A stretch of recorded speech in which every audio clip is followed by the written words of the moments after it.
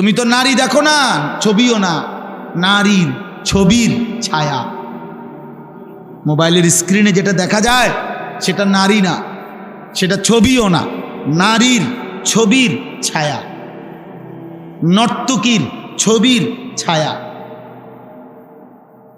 এটা ছবিও না, এটা ছায়া। ছায়া, এটা ছায়া ছবি কয়, এটা ছায়া। মানুষ ছায়ার পিছনে দৌড়ে বুঝি জীবন শেষ করবে। নিজের শরীর নাপাক করে দিলা, হারাম বীর্যপাত করলা, অশ্লীলতার মধ্যে ভেসে গেলা, ধরলাও না, ছুইলাও না, ফাঁকে থেকে টাকাও শেষ, শরীরও শেষ, যৌবনও শেষ, চরিত্র শেষ, সমাজে ইজ্জতও শেষ। আমি এই এখনো বলে আসছি, আমি আমার কথা বলি ভাইয়া, আমি আমার সূরা ফাতিহার 4টা আয়াত পড়ছি, তার তর্জমা বলেই শেষ করে দেব। কিন্তু ফাঁকি দিয়ে আমি একটা কথা বলি, ছেলেরা, আমার আব্বা তোমরা মনে রাখো, কোনো পাপীকে মানুষ মানুষ নামে ডাকে না, পাপের নামে ডাকে। আমার এই কথাটা আবার শোনো, বুঝো, কোনো পাপীকে মানুষ মানুষ নামে ডাকে না, পাপের নামে ডাকে। অর্থাৎ কোনো সুদখুরকে মানুষ আর মানুষ নামে ডাকে না, সুদখুর নামে ডাকে। কোনো ঘুষখুরকে মানুষ মানুষ নামে ডাকে না, ঘুষখুর নামে ডাকে। কোনো জুয়ারি, এই যে মোবাইলে যারা জুয়া খেলো, এই জুয়ারি তোমারে আর কোনোদিন মানুষ মানুষ নামে ডাকবে না, জুয়ারি নামে ডাকবে। কোনো মদখোরকে মানুষ মানুষ নামে ডাকে না, মদখোর বলে মদখোর, নেশাখোর, গাঁজাখোর, ফুট্টাখোর, বাবাখোর, ডাইলখোর, ইয়াবাখোর, হারামখোর। হারাম তোকে আর কোনোদিন এই পৃথিবী ইনসান নামে ডাকবে, বলবে নেশাখোর, বলবে জুয়ারি, বলবে লম্পট, জিনাকার, বেবিচারী, চরিত্রহীন, বেহায়া।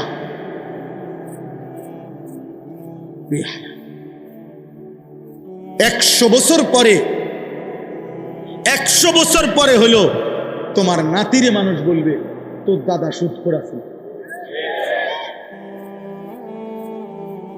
তোর দাদা গ্রামে ধরা খাইছিল বেডির লগে, চিনি তোরে চিনি, তুই লম্বা কথা কইস না, যা।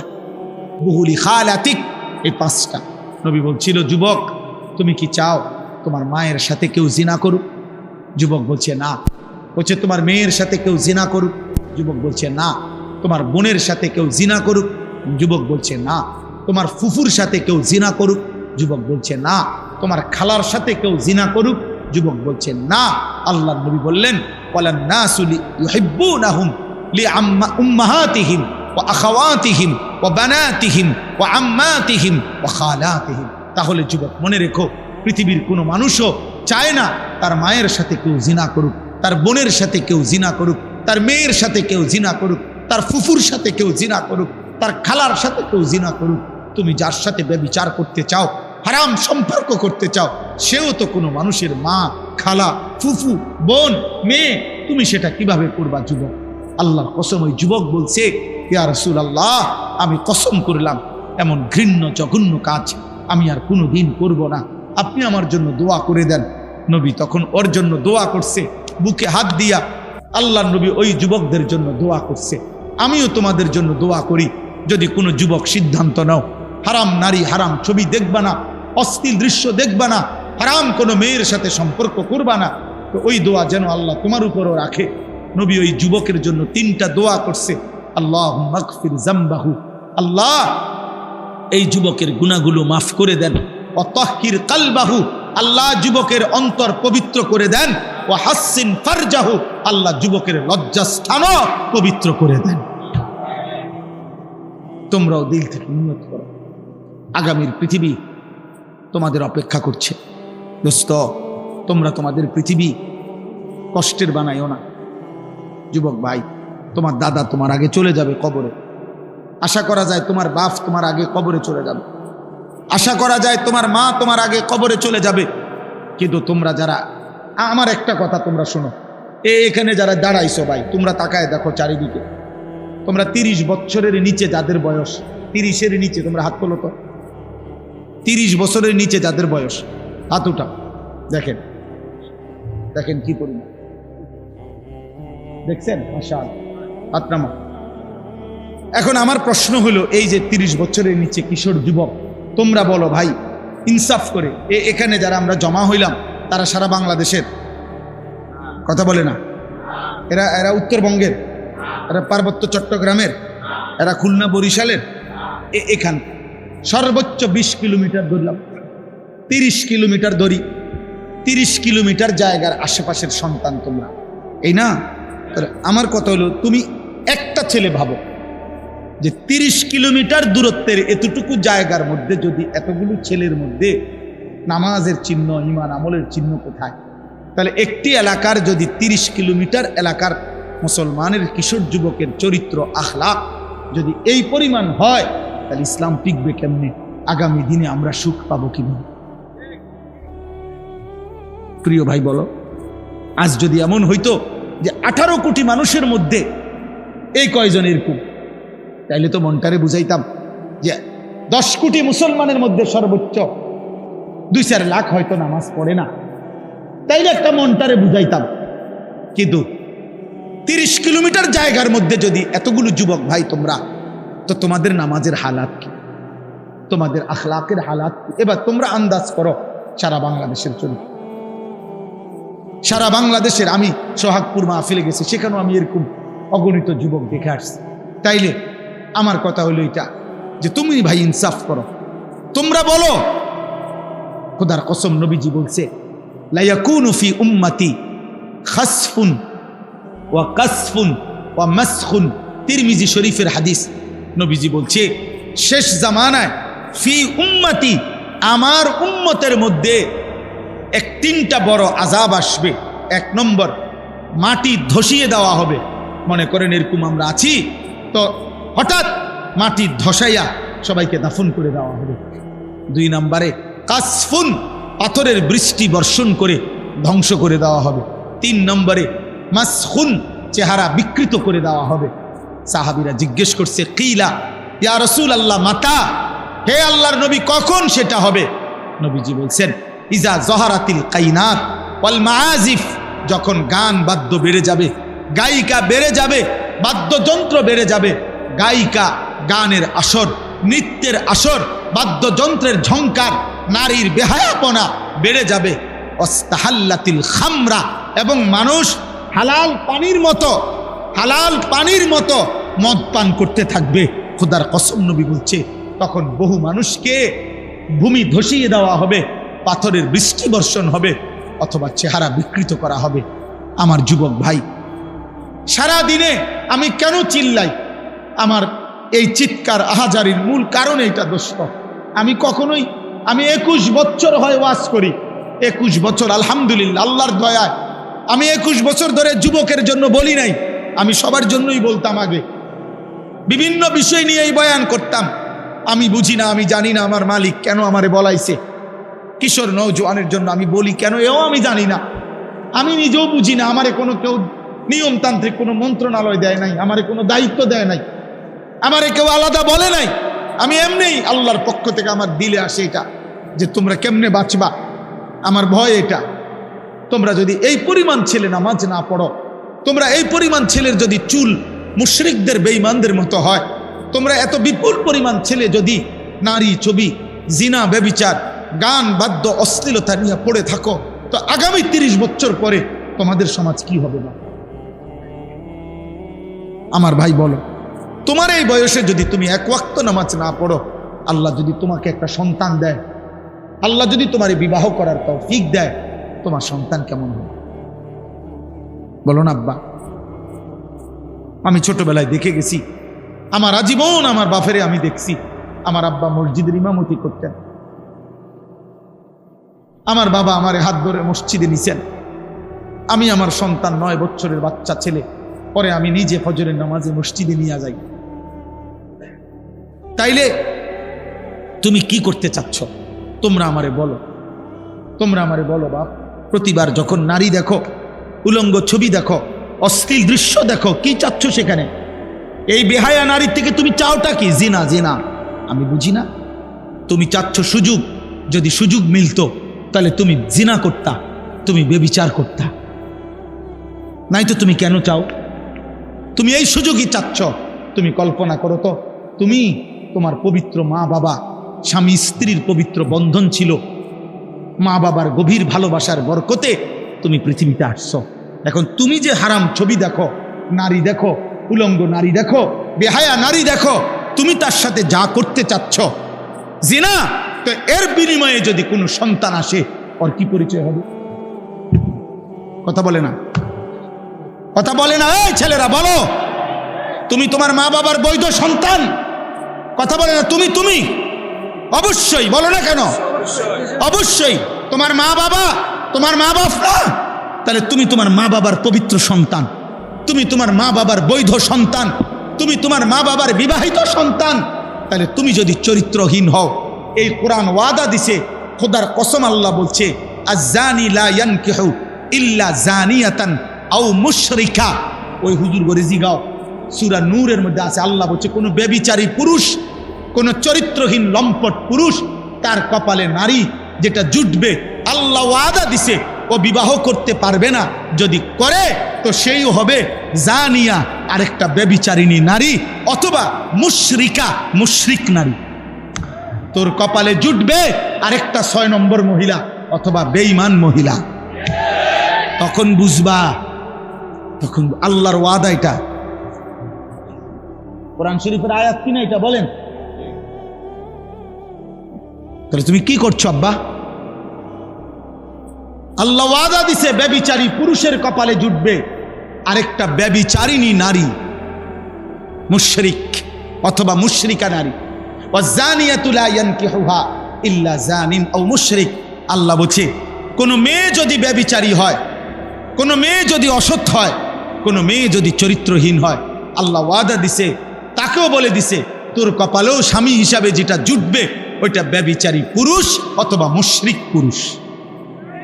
ওয়াহুররিমা যালিকা আলাল মুমিনিন। শোনো শোনো, ওয়াহুররিমা যালিকা আলাল মুমিনিন।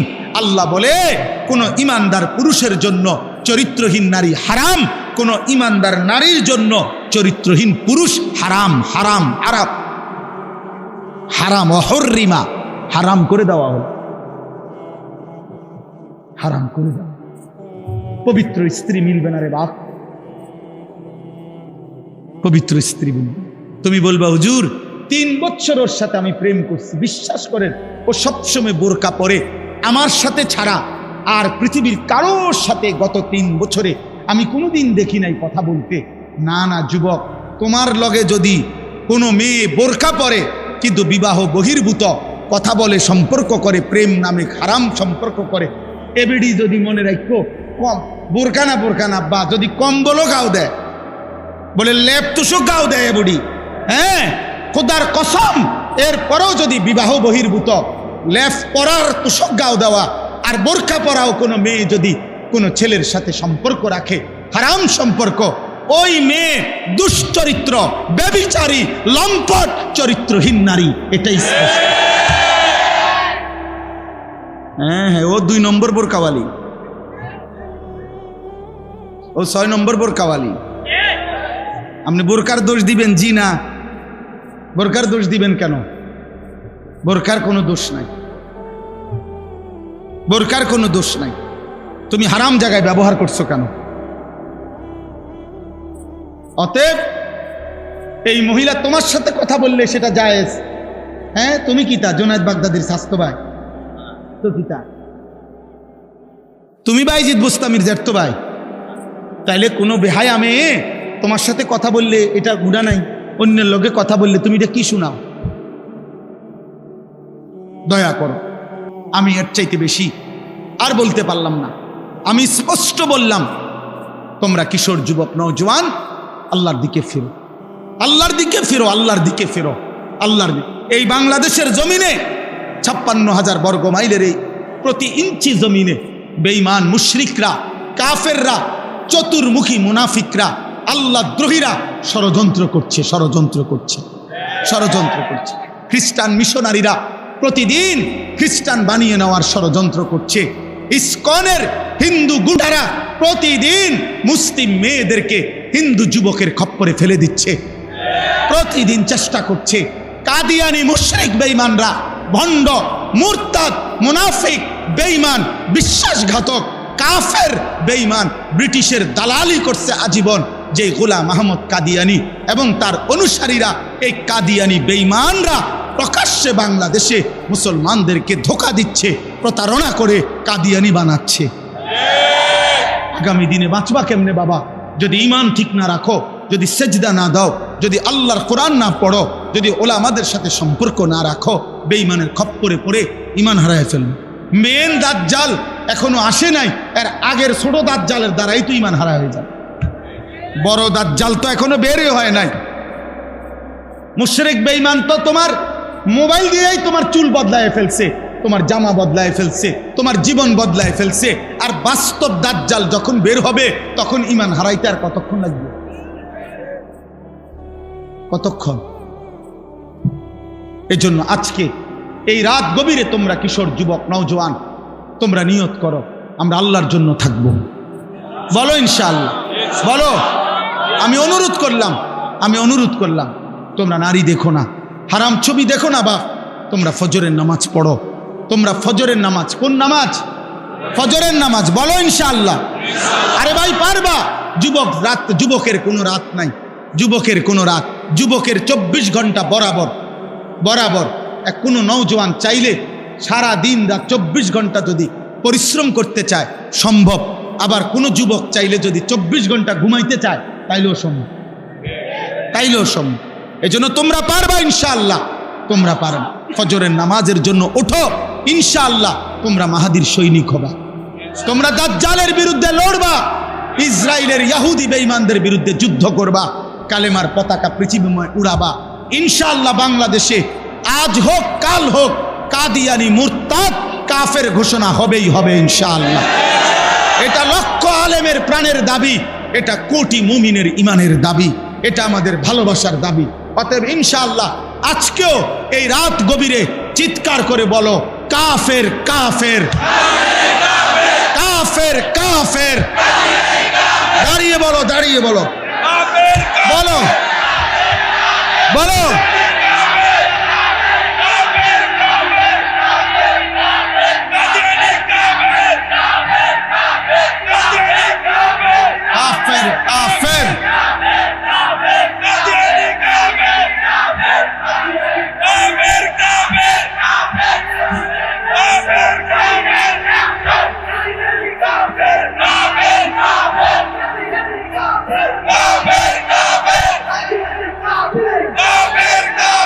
বসো বসো ভাইয়া, বসো।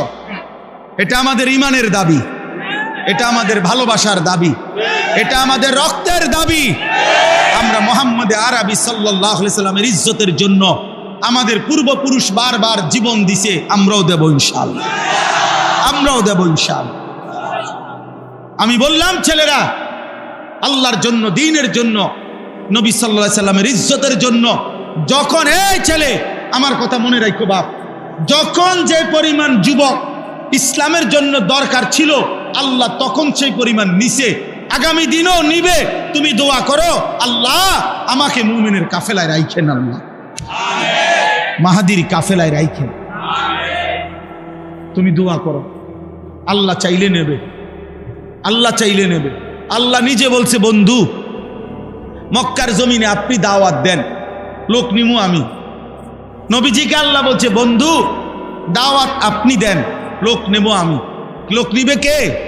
এজন্য আল্লাহ বলছে নবীজি আবু বকরকেও দাওয়াত দিছে, আবু জেহেলকেও দাওয়াত দিছে, আবু লাহাবকেও দিছে, ওমরকেও দিছে।